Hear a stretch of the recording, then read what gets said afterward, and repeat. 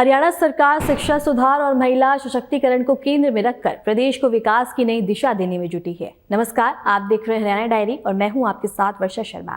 प्रधानमंत्री नरेंद्र मोदी की विकसित भारत 2047 की परिकल्पना को साकार करने के लिए हरियाणा सरकार पूरी प्रतिबद्धता के साथ आगे बढ़ रही है। हाल ही में मुख्यमंत्री नायब सिंह सैनी ने बजट पूर्व परामर्श बैठक में शिक्षावादी और महिला प्रतिनिधियों से सीधा संवाद किया। हरियाणा सरकार ने ठानी है प्रदेश को विकसित हरियाणा बनाने की।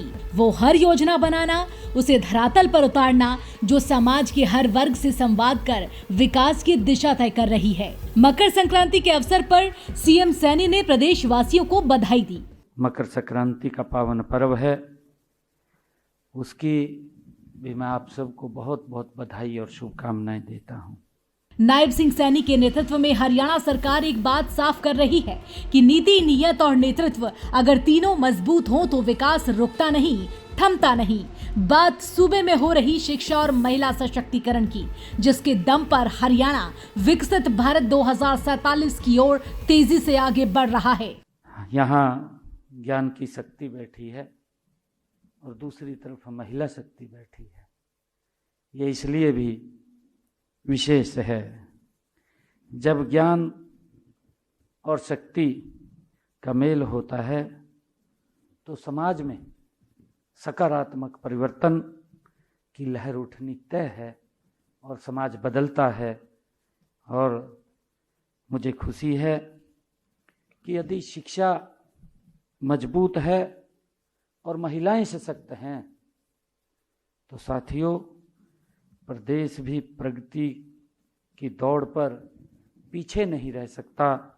इसी प्रकार आज यह बैठक आगामी बजट पर जो चर्चा के साथ साथ हरियाणा के भविष्य को गढ़ने की एक साझा और सशक्त पहल है। ये बजट सरकार का नहीं, ये बजट ये जनता का होना चाहिए। साथियों, हम देखते थे कि लोग इस बात की चर्चा करते थे कि सरकार ने अब ये बजट पेश किया, परंतु अब प्रदेश के लोगों को लगता है कि ये बजट सरकार का नहीं, ये बजट हमारा है। और यही सुशासन है। जब प्रदेश का जन, देश का जन एक बात बोले कि सरकार मेरी है, जब उसको लगने लगता है कि सरकार मेरी है, तो यही सुशासन है। और सुशासन की इसी गति के ऊपर हम काम कर रहे हैं। सूबे में अब विकास सिर्फ कागजों तक सीमित नहीं है, बल्कि जमीन पर दिखाई दे रहा है। मुख्यमंत्री नायब सिंह सैनी के नेतृत्व में प्रदेश सरकार ने साफ कर दिया है कि शिक्षा और महिला सशक्तिकरण समझौते नहीं, बल्कि सरकार की सर्वोच्च प्राथमिकताएं हैं, जिन्हें नायब सरकार पूरा कर रही है। प्रधानमंत्री नरेंद्र मोदी के विकसित भारत 2047 विजन को हरियाणा में मिशन मोड पर लागू किया जा रहा है और इसकी बानगी गुरुग्राम में हुई बजट पूर्व परामर्श बैठक में साफ दिखाई दी, जब सीएम ने ये कहा कि शिक्षा समाज की आत्मा होती है। मुझे खुशी है कि शिक्षा भी समाज की आत्मा होती है।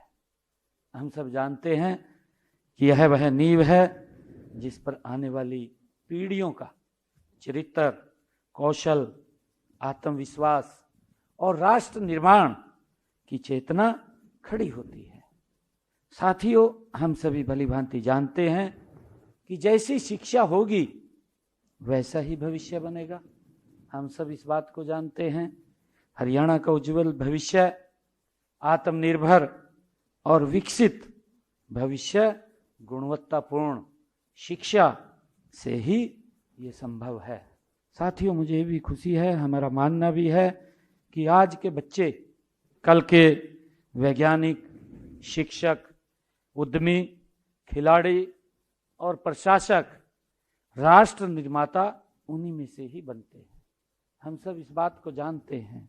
इसीलिए शिक्षा में किया गया हर निवेश वास्तव में राष्ट्र के भविष्य में किया गया निवेश है। मुख्यमंत्री नायब सिंह सैनी की माने तो शिक्षा सुधार और महिला सशक्तिकरण उनकी सरकार की सर्वोच्च प्राथमिकताएं हैं। प्रधानमंत्री नरेंद्र मोदी की विकसित भारत की सोच को जमीन उतारने के लिए हरियाणा सरकार नए संकल्प और नई ऊर्जा के साथ आगे बढ़ रही है। इसी कड़ी में सीएम सैनी ने बजट पूर्व परामर्श बैठक में शिक्षाविदों और महिला प्रतिनिधियों से सीधे संवाद किया। मुख्यमंत्री ने कहा, जब ज्ञान शक्ति और मातृशक्ति एक साथ आगे बढ़ती हैं, तब समाज में बदलाव केवल दिखता ही नहीं, टिकाऊ भी होता है। तो पिछले 5 मार्च 2025 को चंडीगढ़ में हमने शिक्षा जगत के साथ साथ 2025-26 को लेकर के विस्तृत विचार विमर्श चर्चा हमने किया था। वह हमारे लिए अत्यंत उपयोगी और मार्गदर्शक सिद्ध हुआ है। उस बैठक में आप सभी से जो हमारे पास महत्वपूर्ण सुझाव आए, 170 बहुमूल्य सुझाव उस बैठक के अंदर हमारे पास आए और इनमें से 63 सुझावों को हमने पिछले बजट में शामिल भी किया है। साथियों, मैं बताना चाहूँगा कि हमने 2025-26 का जो बजट में शामिल किया था, यह इस बात का प्रमाण है कि हमारी सरकार केवल सुनती नहीं है, बल्कि आपके सुझावों को नीतियों में बदलने पर भी गति से कार्य करती है। हमने 21,893 करोड़ रुपए के बजट का प्रावधान हमने किया था और इसमें एक बड़ी राशि का प्रभावी उपयोग भी हम कर चुके हैं, उसको खर्च कर चुके हैं। हम सब जानते हैं कि उच्चतर शिक्षा की आत्मानुसंधान एवं अनुसंधान शौर्य में ये बस्ती है और इसलिए हमने चालू वित्त वर्ष में हरियाणा में 20 करोड़ रुपए का हरियाणा राज्य अनुसंधान कोष, जिसकी मैंने चर्चा भी की है, ये हमने पिछले बजट में सुझाव आया था और उस सुझाव को हमने इम्प्लीमेंट किया और 20 करोड़ रुपए का रिसर्च के लिए हमने इसके अंदर प्रावधान किया। हर 10 किलोमीटर के ऊपर एक मॉडल संस्कृत स्कूल, ताकि आजकल माँ बाप सोचते हैं कि हमारा बच्चा अंग्रेजी स्कूल में पढ़े तभी वो प्राइवेट स्कूल्स की तरफ बढ़ते हैं।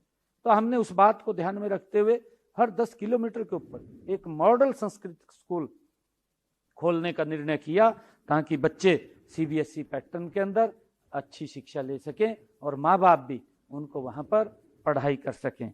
क्योंकि हम सब जानते हैं, हम सबको मालूम भी है कि जो हमारे टीचर्स हैं, वो टीचर्स इतने एक्सपर्ट हैं कि किस वो प्रक्रिया से निकल करके स्कूल के अंदर आते हैं। हमारे पास वो गुणवत्ता टीचर्स की है जो उनको उस लेवल के ऊपर उनकी पढ़ाई करा सकते हैं। आज की शिक्षा को हमें रोजगारोन्मुख, कौशल आधारित और भविष्य की आवश्यकताओं के अनुरूप बनाने होगा। साथियों, आज मैं विश्वास दिलाता हूं कि जब बजट 2026-27 में शिक्षा क्षेत्र से जुड़े सार्थक, व्यवहारिक और दूरदर्शी सुझावों को पूरी प्राथमिकता के साथ हम आगामी बजट में शामिल इनको किया जाएगा और संसाधनों की कमी को भी कभी भी गुणवत्तापूर्ण शिक्षा के मार्ग में बाधा नहीं बनने दिया जाएगा। मैं आप लोगों को ये भी विश्वास दिलाता हूँ। कुल मिलाकर हरियाणा सरकार शिक्षा सुधार और महिला सशक्तिकरण को केंद्र में रखकर प्रदेश को विकास की नई दिशा देने में जुटी है।